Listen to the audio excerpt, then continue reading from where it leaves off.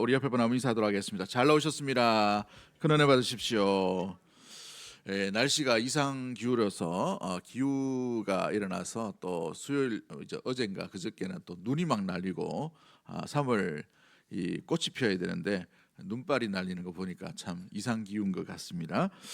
특별히 날씨 추우니까 감기에 유의하시고 또 건강 관리를 잘 하시면 좋을 것 같습니다. 오늘 본문의 말씀을 통해서 기도는 하나님의 일이다. 기도는 하나님의 일이다 라는 제목으로 한번 말씀을 함께 나누도록 하겠습니다. 우리 한번 따라할까요? 기도는 하나님의 일입니다. 하나님의 일입니다. 그렇습니다. 기도는 내가 하는 것이 아니라 하나님이 일하시는 것인 줄 믿습니다.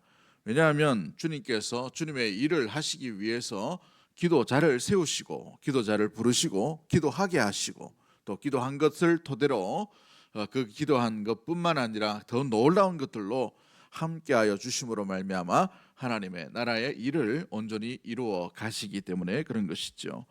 그런데 종종 우리가 기도할 때에 우리의 행위라고 기도를 생각할 때가 있어요. 내 노력, 어쩌면 내 의지, 행동, 행위로서의 어떤 기도를 많이 생각할 때가 있습니다. 그래서 정성을 넣는다든지 의지를 넣는다든지 습관을 넣는다든지 물론 맞습니다만은 행위 정도에 머무는 것이 기도가 아님을 보게 됩니다. 기도는 하나님께서 시키시고 하나님이 우리에게 명령하시고 하나님이 그 기도를 통해 일하시겠다고 말씀하시기 때문에 우리의 단순한 행위 이상의 모습들이 가치가 있는 부분이 바로 기도라는 사실인 것이죠. 내가 기도했으니 하나님이 응답하시겠다라는 어찌 보면 A를 집어넣으면 B가 이루어진다라는 어떤 공식을 이야기하는 것이 아니라 하나님이 우리의 일의 기도를 사용하셔서 천을, 만을, 백을, 억을 하나님의 놀라운 기대를 일으킬 수 있는 것이 바로 기도인 줄 믿습니다. 그러기에 하나님은 이 기도를 사용하시고 기도에는 하나님의 능력과 하나님의 의지가 담겨져 있어요. 우리의 의지가 아니라 하나님의 의도, 하나님의 의지가 담겨 있게 되어 있는 것이죠. 그러므로 기도는 우리의 활동을 넘어서 하나님의 일하심에 참여하는 통로가 되게 되는 것입니다. 그러므로 기도의 자리에서 우리가 기도하는 동안에 하나님은 지금 이 순간에도 일하고 있다는 사실을 우리가 분명히 기억할 수 있게 되기를 주의 이름으로 간절히 축복합니다. 여러분, 우리가 기도의 자리에서 기도하는 동안에 주님은 우리의 기도를 들으실 뿐만 아니라 들으시고 난 뒤에도 함께 그 일을 이루어 가시기 위해서 일하고 있다는 사실이죠. 구원의 시계는 계속해서 이루어져 가고 있고 움직이고 있다는 사실인 것이죠.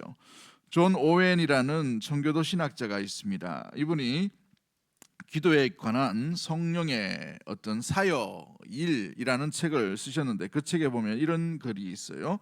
기도는 인간의 본능이나 감정의 산물이 아니다. 오직 성령의 인도하심 아래에서 이루어지는 하나님의 뭐다라고 되어 있어요? 사역이다. 하나님의 일이다라고 되어 있어요. 좀 이렇게 한문으로 좀 이렇게 근사하게 표현해서 사역이다라고 되어 있는데 영어로 보면은 work래요. work, 일입니다. 일. 하나님이 일을 이루 나가신다는 사실이죠. 성령으로 인하여서. 여러분, 그러므로 말미암아 우리의 본능, 우리의 감정 정도의 이런 기도의 수준이 아니라 주님께서 이 기도를 놀랍게 성령의 아래, 지배 아래에서 아름답게 사용하시면 하나님의 일하심이 구체적으로 드러남을 우리는 기억하고 또 기대함으로 이 기도에 참여해야 한다는 사실이죠. 최근에 많은 이 글을 쓰시는 이 목사님 중에 어떤 이제 구도자 예배 또 어떤 또 이렇게 젊은 청년들에게 많은 영향력을 끼치는 목사님 중에 한 분이 프란시스 첸이라는 분이 있습니다. 중국계 목사님이신데 그의 책에 보면 잊혀진 하나님이라는 책이 있어요. 번역된 책인데 우리가 기도할 때에 하나님은 그 기도를 통해 역사하시며 우리의 생각을 초월한 일을 이루어 가신다라고 이렇게 말하고 있습니다. 기도를 통해 역사하시는데 우리의 생각에 머무시는 하나님이 아니라는 것을 말씀해 주고 있는 것입니다. 그러므로 우리가 하나님을 제한하거나 하나님을 우리 수준에서 이렇게 머물게 한계를 두고 나아가면 안 된다는 거예요. 우리의 생각, 우리의 이성, 우리의 어떤 가치관, 우리의 기준을 훨씬 뛰어넘는 분이 우리 하나님이신 줄 믿습니다. 그러기에 성경 말씀을 우리가 믿고 따를 때에도 마찬가지죠. 우리의 이 과학적인 지식이나 우리의 어떤 사고의 이해 정도로 성경 말씀을 이해하면 큰일 나요. 이것은 인문학 책이 아닙니다. 이것은 하나님의 말씀인 줄 믿습니다. 전능하신 하나님의 능력을 우리가 우리의 계산과 우리의 어떤 지식으로 측량할 수 없는 것이고 계산할 수 없는 것이죠. 그래서 터툴리안이라는 목사님이 이 초대 교부가 뭐라고 얘기합니까? 나는 불합리한 거로 믿는다라고 얘기했어요. 불합리한 거로 믿는다. 내가 계산적으로 계산할 수가 없기 때문에 믿는다는 거예요. 내가 계산해서 믿는 신이라면 내가 만든 신일 가능성이 많이 있습니다. 측량할 수 있고 예측할 수 있는 신을 의미하죠. 그러나 우리 하나님은 예측할 수 있는 하나님의 모습이 아니라는 사실이죠. 동정녀 마리아의 몸으로 어떻게 마국간에 태어나실 그 계획을 하셨어요. 사람들이 객관적으로 다 생각하다 보면 로마의 황제의 어찌 보면 그 궁궐에서 태어나면 이 예수님의 메시지가 전 세계를 한꺼번에 다 휘감을 수 있는 놀라운 전략이 될 수 있는데 베들레헴 마국간에서 태어나셨습니다. 어떻게 이 일이 우리의 생각으로 계산할 수 있을까요? 구약을 보시면 요단강을 멈추게 하시고 10가지 재앙을 끊어버리시고 그 가운데에서 놀랍게 10가지 재앙을 주심으로 말미암아 이 애굽의 무시무시한 군대를 쳐 부수시고 이 이스라엘 백성들 이 400년 동안 이 갇혀있던 이 백성들을 인도에 나가시는 방법과 계획을 어떻게 우리가 계산할 수가 있겠습니까? 광야 가운데 갔는데 갑자기 하늘에서 뭔가 이게 눈처럼 내리는 게 있어요. 그게 음식이 될지 어떻게 알았어요? 갑자기 메추라기가 막 몰려듭니다. 하나님의 공급하심이 어떠한지를 그대로 보여주는 것이 바로 이 광야 가운데에 하나님께서 주도해 가시고 하나님이 일하시고 하나님이 먹이시고 하나님이 인도해 가시는 놀라운 하나님의 계획들이 조금 이렇게 담겨 있는 책이 출애굽기와 민수기 가운데에 드러나고 있지 않습니까? 그렇죠. 하나님은 우리가 계산할 수 없는 전능하신 분인 줄 믿습니다. 그 하나님을 우리가 측량하거나 계산하는 것이 아니라 주님을 있는 그대로 우리가 우리의 생각에서 제한하지 말고 우리의 계산과 우리의 이성을 초월하신 하나님, 우리의 기도 가운데서도 마찬가지입니다. 이 정도 하면 주시겠지, 이 정도 하면 이걸 주시겠지, 이 정도 하면 이걸 이루시겠지, 이런 제한적인 계산하는 하나님이 아니라 이 계산보다 더 놀랍게 뛰어나신 전능하신 하나님을 우리가 있는 그대로 받아들일 수 있는 우리 사랑하는 대구동서의 모든 기도자들 되기를 주의 이름으로 간절히 축복합니다. 베드로가 기도한 동안에 하나님은 베드로의 생각을 넘어서 일하고 계시는 것이 오늘 본문에 등장하고 있죠. 사도행전 10장 9절부터 15절의 말씀은 사도행전에 있어서 굉장히 중요한 부분 가운데에 하나의 영역을 차지하고 있습니다. 이 복음이 이제 유대인에게만 머무는 것이 아니라 유대인을 뛰어넘고 모든 인류를 향하신 복음의 방향, 하나님의 구원의 계획이 어떻게 이루어져 가는지를 나타내주는 본문이 바로 이 사도행전 10장에 베드로가 환상 가운데에서 3번이나 내가 부정한 것을 어떻게 먹겠습니까? 라는 이 음식의 환상 가운데 있음을 말해주고 있죠. 이 일이 있고 난 뒤에 어떤 일이 납니까? 고넬료라는 이방인에 의해서 베드로가 초청받게 됩니다. 초청 강사로 쓰죠. 그 강사로 쓰실 때에 그 가정이 이방인임에도 불구하고 주께로 돌아오고 예수님을 믿고 하나님의 백성이 되는 놀라운 당시의 기적과 같은 일들이 일어나게 됨을 바라보게 됩니다. 우리의 상식과 우리의 이성을 뛰어넘어 일하시는 놀라운 은혜의 하나님일 우리가 알 수가 있게 되는 것이죠. 그 마중물로 역할로 온전히 나아갔던 것이 바로 이 베드로의 연약한 기도였습니다. 기도하다가 환상을 봤다라는 거 보니까 비몽사몽간이었어요. 기도에 집중이 안 됐겠죠. 습관을 따라 했기 때문에 어찌 보면 늘 하던 대로 평범한 기도였습니다. 그러나 그 기도를 하나님께서 사용하신다는 사실입니다.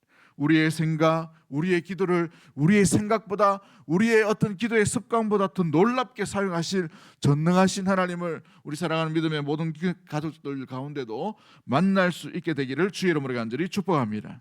그래서 우리 이 기도 가운데는 하나님의 뜻을 준비하게 하시는 하나님의 놀라운 계획이 담겨져 있는 것이죠. 그러므로 기도는 하나님의 일하심을 여는 관문이 되게 되는 것입니다. 자막을 좀 예쁘게 만들어야 되겠다. 이렇게 참 급하게 만드나? 예. 기도는 하나님의 일하심을 여는 관문이 되어야 되는 거예요. 9절 말씀 어떻게 됩니까? 이튿날 그들이 길을 가다가 그 성에 가까이 갔을 그때에 베드로가 뭐 하려고 갔다라고 되어 있습니까? 기도하려 갔다라고 되어 있어요. 습관을 따라 기도했는 것이죠. 그래서 이게 아주 이렇게 이 연약한 그 기도를, 이 베드로의 이 기도를 하나님께서 기다리셨다가 참 이렇게 아름답게 열어가시는 놀라운 계획들을 보여주고 있는 것이 나타나고 있지요. 특별한 날도 아니에요. 일상적인 신앙생활이에요. 우리는 말하면 늘 오던 그 새벽 기도의 자리, 늘 하던 그 기도의 시간, 그 시간이라는 말이죠. 어제도 특별한 일이 없었고, 그저께도 특별한 일이 없었고, 작년에도 특별한 일이 없었고, 그렇지 않나요? 그죠? 오늘 저녁을 안 드셨나요? 표정이 다 이렇게 굳으셨어요. 재작년에도 특별한 일이 없었어요. 그런데 오늘 그 기도 가운데 하나님께서 놀랍게 우리의 생각과 우리의 어떤 습관을 뛰어넘으시는 일하시는 하나님을 베드로가 만나게 되었다라는 사실이에요.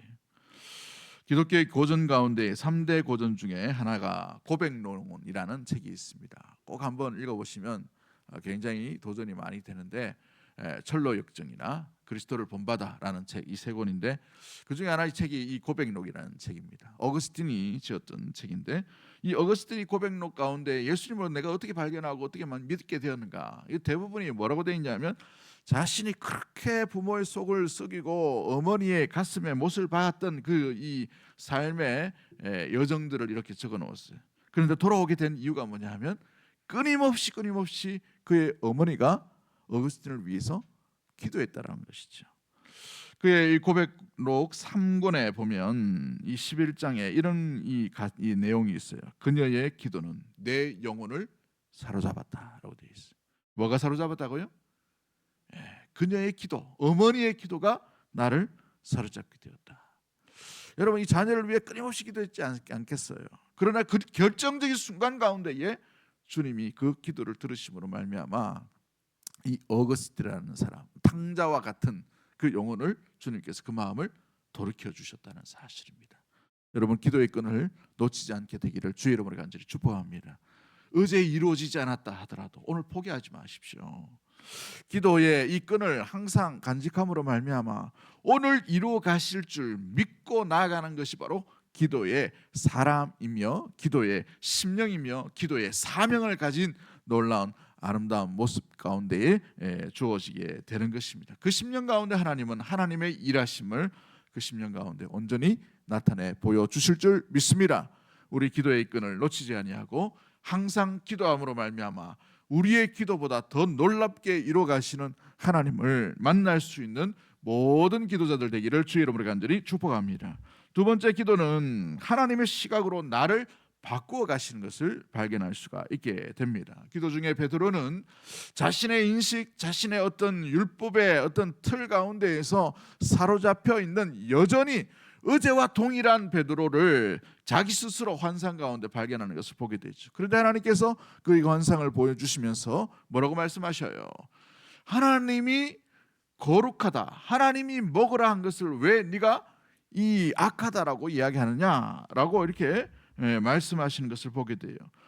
무엇보다도 왜 하나님이 먹으라고 한 것을 속되거나 깨끗하지 아니한 것으로 여기느냐라고 질책하시는 것을 보게 되죠. 인식의 틀을 깨트리시는 놀라운 하나님의 메시지가 기도 가운데 나타나는 것을 보게 됩니다.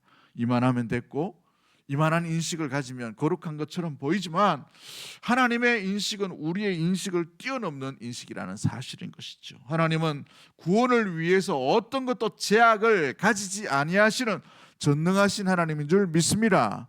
그토록 이렇게 많은 오랫동안 전통을 가져왔던 유대인의 전통이라 하더라도 구원을 위해서 주님께서 그 구원의 놀라운 형식의 틀로 가졌던 것을 뛰어넘으시는 하나님의 구원의 계획들이 기도 가운데 나타나고 있음을 말씀해 주고 있지요. 그럼에도 불구하고 베드로는 주여 그럴 수 없나이다. 내가 결코 평생도록 말씀을 지켰고 율법을 지켰기 때문에 먹지 아니하였나이다 라고 그가 그 환상 가운데도 이야기합니다. 그럴 때에 15절 말씀, 유명한 말씀이죠. 15절 말씀에 뭐라고 이렇게 말씀하고 옵니까? 같이 한번 읽어볼까요? 시작. 또 두 번째 소리가 있으되 하나님께서 깨끗하게 하신 것을 내가 속되다 하지 말라라고 되어 있어요. 여러분, 이 부정형의 음성이 기도의 응답이에요. 할렐루야. 내가 했던 생각들, 내가 했던 생활들, 내가 했던 습관들이 하나님에 의해서 완전히 깨어지고 그거 아니다라고 하는 거예요. 그 아니다라는 것이 바로 기도의 응답으로 베드로에게 주어지게 되었다는 사실이죠. 이게 무슨 의미고 무슨 뜻인지 이때 가운데는 베드로가 알지 못하지만 세 번째 환상 가운데에서 한 사람이 올 것을 미리 말씀하시고 따라가라라고 말씀하시죠. 따라갔을 때에 이방인이 초청하는 그 초청의 잔치 가운데에 함께 먹고 마시는 일들을 행합니다. 이게 율법을, 전통적인 유대의 율법을 어겨가는 이런 행위처럼 보여져요. 그런데 이 율법의 이 기능이 뭡니까? 하나님을 섬기고 하나님을 믿는 것이죠. 그러므로 이 고넬료 역시도 하나님을 믿는 자로 주님께서 불러주셨다는 사실이에요. 할렐루야. 그렇기 때문에 하나님께서는 인간들이 습관으로 되어 있는 이 율법의 형식을 초월하시고 뛰어넘으시는 놀라운 하나님의 구원의 계획을 말씀해 주고 있다는 사실입니다. 이런 일들은 사도행전에 굉장히 많이 등장하고 있지요. 굵직굵직한 사건 가운데 등장합니다. 사도행전 16장에 보면 이 사도 바울은 아시아 쪽으로 복음을 증거하기 위해 동족에게 가려고 했어요. 회당으로 가려고 하고 또 이 소아시아 지역을 계속해서 복음을 증거하고 교회를 더욱더 건강하게 세우려고 했는 그 방향이었습니다. 그런데 16장에 보면 마게도냐 쪽에서 환상 가운데에 우리를 와서 건너서 도우라라고 이렇게 환상을 보여주게 되죠. 그로 인하여서 성령의 뜻을 의해서 어디로 갑니까? 서진하죠. 서쪽으로 갑니다. 유럽 쪽으로 이동하게 돼요. 이 복음의 서진이 일어나게 된 것을 의미해 주고 있습니다. 나는 동쪽으로 가려고 하고 내 방향은, 내 의지와 내 계획들은 다 동쪽으로 가려 하지만 주의 영이 기도 가운데에 서쪽으로 옮기라고 하시는 거예요. 그로 말미암아 이 사도 바울이 어디로 향합니까? 동쪽이 아니라 서진을 하게 되죠.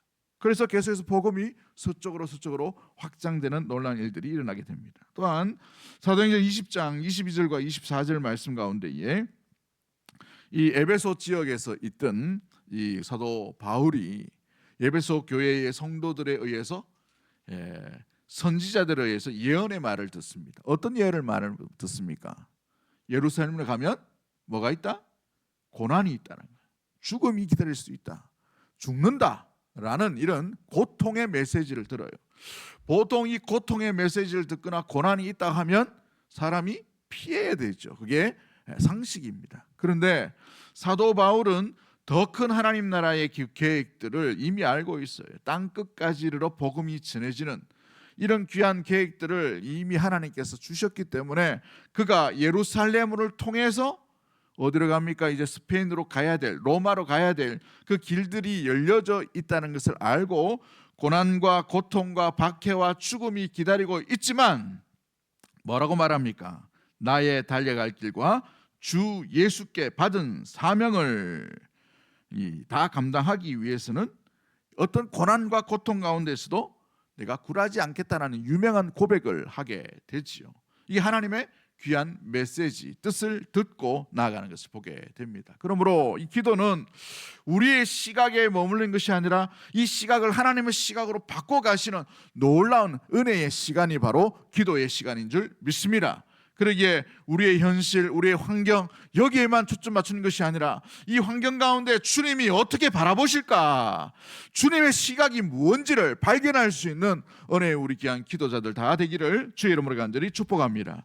리차드 포스터라는 이 영성가가 있는데요, 이분의 책은 대부분이 영성, 기도 이런 책이 많이 있어요. 그 책에 보면 이런 글이 있습니다. 기도는 하나님의 시각으로 세상을 보는 법을 배우는 뭐다라고 되어 있어요? 훈련이다라고 되어 있죠. 훈련. 기도는 하나님의 시각으로 세상을 바라보는 훈련입니다. 그러므로 기도 가운데에 하나님이 어떻게 세상을 바라보는가를 발견하지 못하면 우리는 기도 가운데 주의 뜻을 구하기 위해 더 엎드려야 되는 거예요. 그래서 먼저 그의 나라와 그의 의를 구하는 가장 기도의 우선순위 우리 가운데 이 기도 가운데 일어나야 될 이유가 바로 여기에 있는 것이죠. 베드로가 그 기도 시간 가운데 깨닫지 못했다면 이방인의 선교가 열려지지 못했을 거예요. 고넬료에게 복음이 증거되는 그 놀라운 하나님의 구원의 계획을 하나님은 베드로의 연약하고 늘 일정한 그 기도를 통해 사용하고 있다는 사실이죠. 그 기도를 통해 하나님은 하나님의 구원의 계획과 하나님의 시각을 베드로에게 보여주고 있다는 사실입니다. 여러분이 엎드린 그 자리 가운데에 주님의 시각이 온전히 드러나게 되기를 주의 이름으로 간절히 축복합니다. 똑같은 일상, 똑같은 예배, 똑같은 봉사, 똑같은 훈련, 똑같은 섬김, 똑같은 이 여러 가지 삶 가운데에서도 기도함으로 말미암아 주님의 시각이 열려지는 우리 사랑하는 대구 동성의 모든 가족들이 되기를 주의 이름으로 간절히 축복합니다.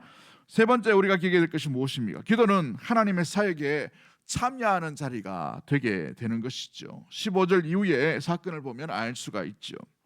하나님은 기도 중인 베드로에게 환상을 3번이나 주셨고 동시에 고넬료의 사람들을 베드로에게 보내시는, 한꺼번에 이 모든 일들을 이루어 나가시는 하나님의 이 우연을 가장한 필연의 사건들을 기도를 통해 이루어 가신다는 사실인 거예요.